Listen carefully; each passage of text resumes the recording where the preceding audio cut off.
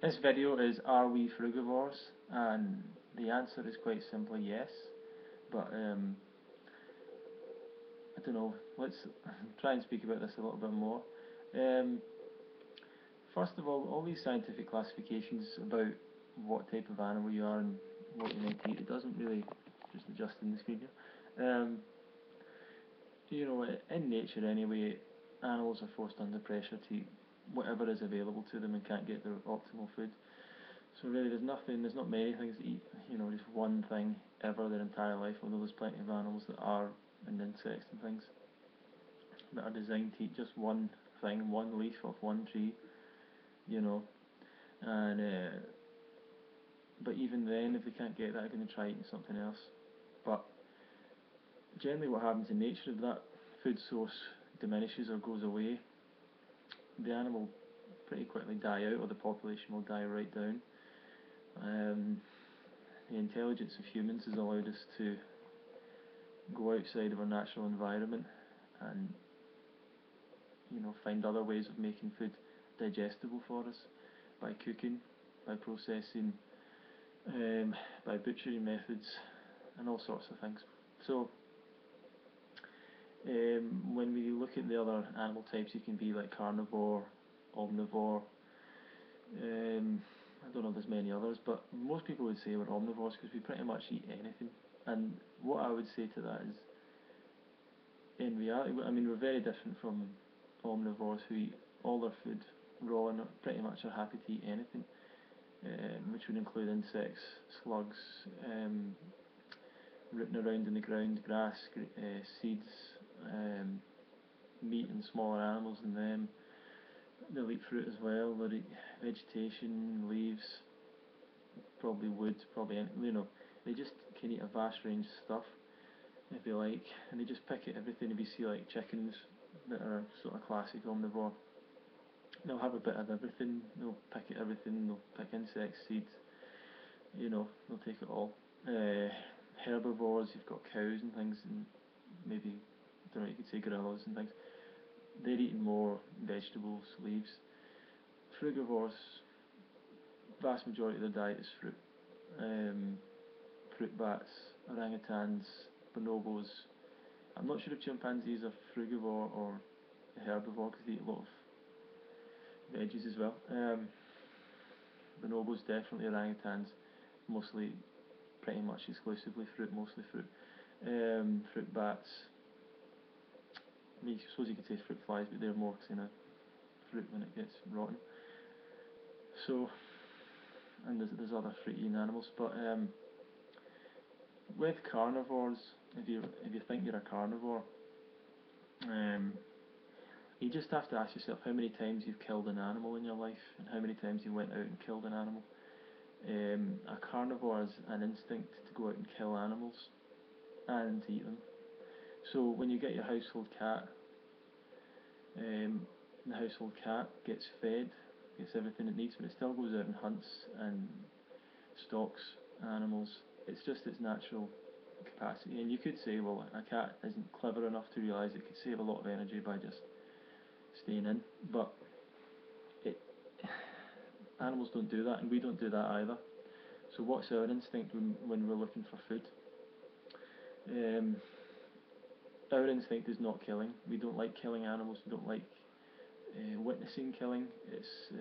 We don't, even if you look in religious traditions and everything else, not killing is one of the laws, basic laws of morality of human society. We don't like killing. We don't like seeing it. It's not natural for us. It's difficult for us to kill. We don't know how to kill animals unless someone was to tell us or show us or make a weapon or something. So you could say, well, we got intelligent when we learned how to make weapons and all this, but we didn't get intelligent. We had to get intelligent before we made weapons. And what animals are intelligent like that make tools? Fruit-eating animals. So, and if you look at the frugivores and even the herbivores, but let's look at the frugivores. How do they get their fruit? How do they get their food? They have an amazing ability to create a map in their mind of a vast area for which they have knowledge an instinct that there is food and memory that there is food in these areas, which is a pretty great kind of mental capacity to have. Carnivores are more like you could put a carnivore anywhere and it sniffs out its food. You could put it, plonk it down anywhere. It's got great ability to smell and track. You take a frugivore, you take an animal like us out of a frugivore out of its environment, it would need to create a whole new mental map of its area. From birth, they're learning from their parents where to get food, where the food is, and they have this map, as I'm saying, mental map in their head of where the food is. And when they get up in the morning, they just know where to go to get the food. When the seasons change, they know where the bananas are in season over there, the mangoes are in season up there a couple of miles.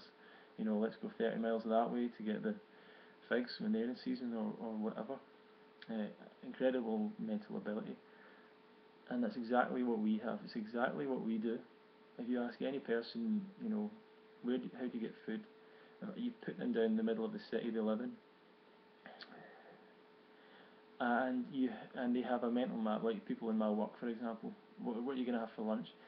They have a a memory, a knowledge stored in their head of where the food is in their local environment, so they know there's a fast food place over there, there's a Tesco, there's something else a couple of miles that way, and they probably know within a 20-mile radius, maybe, of their house, they probably know various different places where they know they can go and get food.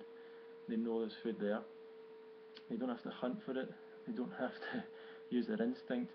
Just from experience and knowledge, as I'm saying, from experience, from knowledge, from being there before, they know they can count on the fact there's food there. They've got a good idea it is, unless the shop's shut down or something. And when you go to a new area, you create a new mental map of the food sources in the area, and that fits in with frugivore, the other frugivores. So that's a nice little tie-in there. We can go into the science of the anatomy and everything else. You don't really need to do that so much, but I really, from my own experiments or whatever, fruit goes through our body quicker than anything else. Our body's designed to move that, to get it in and out of the body. Even things like vegetables take longer, take longer energy to digest. So, yeah, and everyone's got a sweet tooth. People don't have a taste for proteins and don't have really a taste for starches. Starches are tasteless.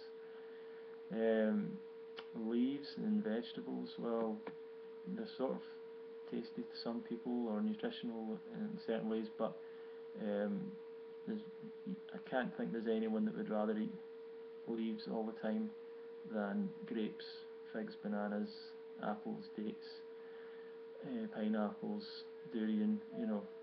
It just doesn't happen. So